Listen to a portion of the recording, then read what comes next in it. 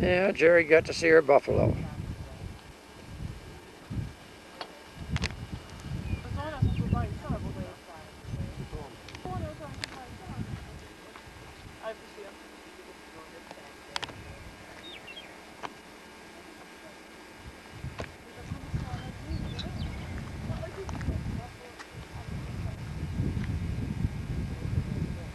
Temple scholar, Doane Robinson, in 1923, at a time when the nation was prosperous and cocky. Robinson proposed that several granite spires in the Black Hills be carved into massive human figures.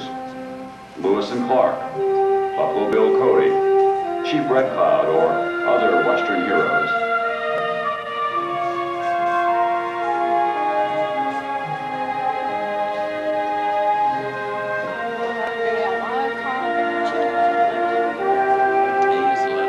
To the sculptor he called upon for help, Gutzon Borglum, this idea seemed as bold and brilliant and as fragile as a rainbow in the western sky. The son of Danish immigrants, Borglum was a man who dreamed big and talked big, a man ideally suited to the times and to the carving of mountains.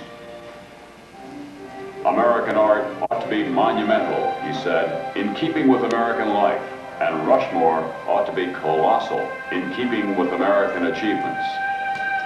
Borglum found the needles impressive but too weathered for sculpting. Mount Rushmore, however, seemed perfect. Stone with a finer grain and texture, a mountain big enough for Borglum's imagination. Borglum argued that a monument on this scale should represent our entire national experience. His final concept would be a tribute to the founding, preservation, growth, and development of the nation. These events would be symbolized by the images of 4 Americans who never lost sight of the simple idea that man has a right to be free and to be happy. Washington, Jefferson, Theodore Roosevelt, Abraham Lincoln.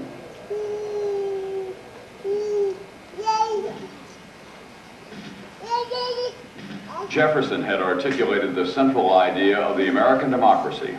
We hold these truths to be self-evident, he wrote in the Declaration of Independence, that all men are created equal, that they are endowed by their Creator with certain unalienable rights, that among these are life, liberty, and the pursuit of happiness. More than 20 years later, when Jefferson became president, the red-haired Virginian also proved to be a great nation builder. His purchase of the Louisiana Territory in 1803 opened the way to America's westward expansion.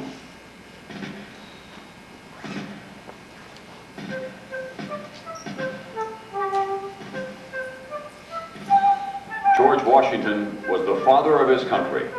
In the darkest hours of the Revolution, his courage and resolve seemed never to falter. By sheer force of character, he brought the nation victory in its War of Independence. There were some who wanted to crown him emperor, but Washington would have none of it, choosing instead to nurture, in his own words, the sacred fire of liberty.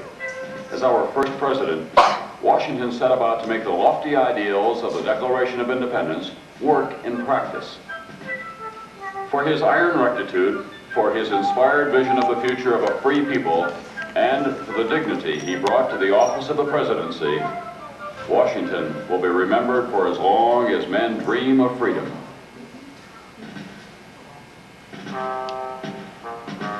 The great emancipator, Abraham Lincoln, guided the destiny of the nation during its greatest trial, the war between the states.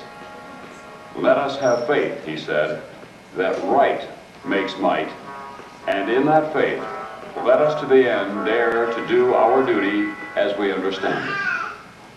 Lincoln was the prophet of America's permanence and of liberty, tolerance, and social justice for all our people.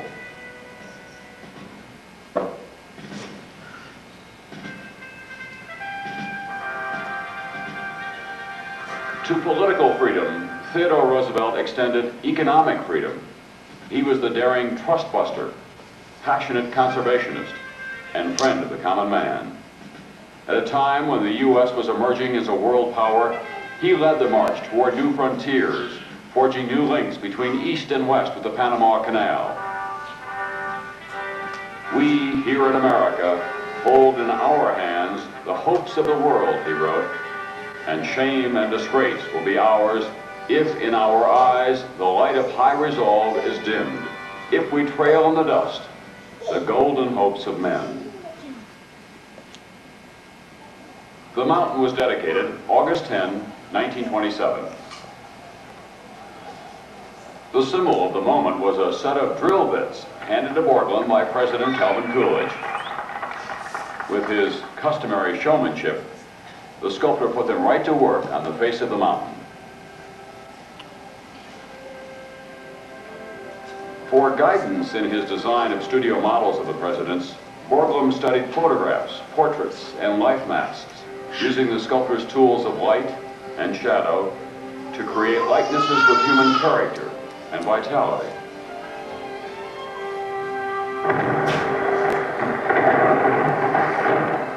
"90% of the monument was carved with dynamite.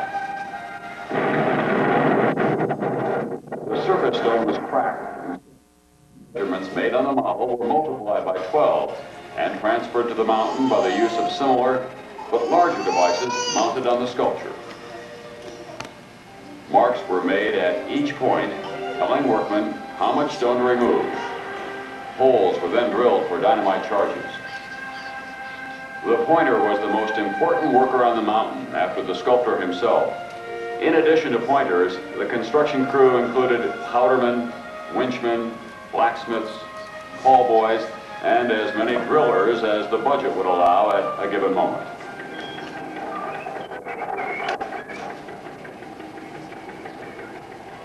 During most of the construction, the workers hung over the side of the mountain in bosun chairs, a swing seat, and harness. With their jackhammers and other equipment, the men were raised and lowered by cables attached to winches.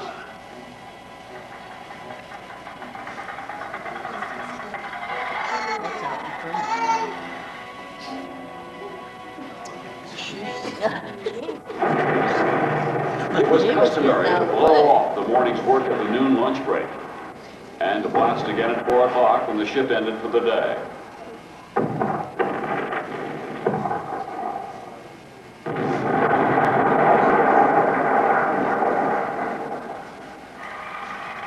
The drillers became so skilled they could block out a nose to within a few inches of the finished surface, shape the lips, and grade the contours of the neck, cheeks, and brows. As they approached the final surface of the sculpture, the drillers carefully honeycombed the rock with holes 2 to 3 inches apart. With the granite thus weakened, steel wedges were used to chisel off sections. The remaining pot-like drill marks on the faces were removed with a small air hammer and facing bit, a finishing process called bumping. It left the granite as smooth as a concrete sidewalk. The Washington head was unveiled on the 4th of July, 1930. In 1936, President Franklin D. Roosevelt spoke of the permanent importance of Mount Rushmore at the dedication of the Jefferson head.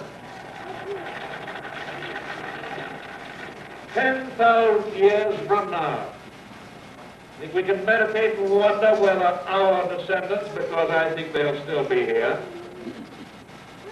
what they will think about us. And let us hope that at least they will give us the benefit of the doubt. That they will believe that we have honestly striven in our day and generation to preserve for our descendants a decent land to live in and a decent form of government to operate under.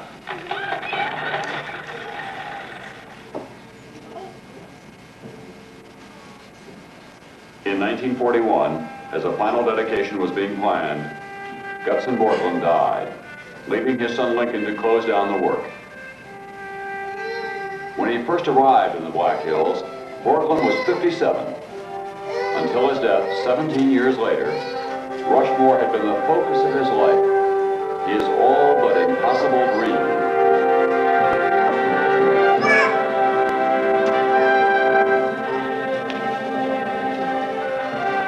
In both its conception and realization, Rushmore is uniquely American, proclaiming bold ideals and big aspirations, celebrating the spirit of our people and the sweep of our civilization, reminding us of the hope a democratic society offers for the future. It is a monument no less to the men who, working together, transformed a lofty dream into a colossal reality, a work of art for the ages. A monument's dimensions shall be determined by the importance to civilization of the events commemorated, Borglum had said when he began. Let us place there, carved high, as close to heaven as we can, our leaders, their faces, to show posterity what manner of men they were. Then breathe a prayer that these records will endure until the wind and rain alone shall wear them away.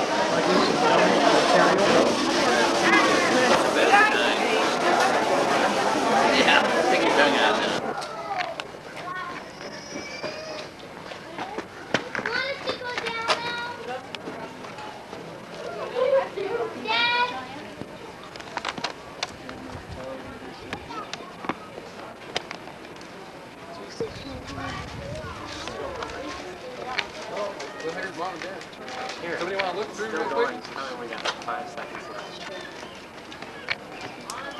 Can you see it?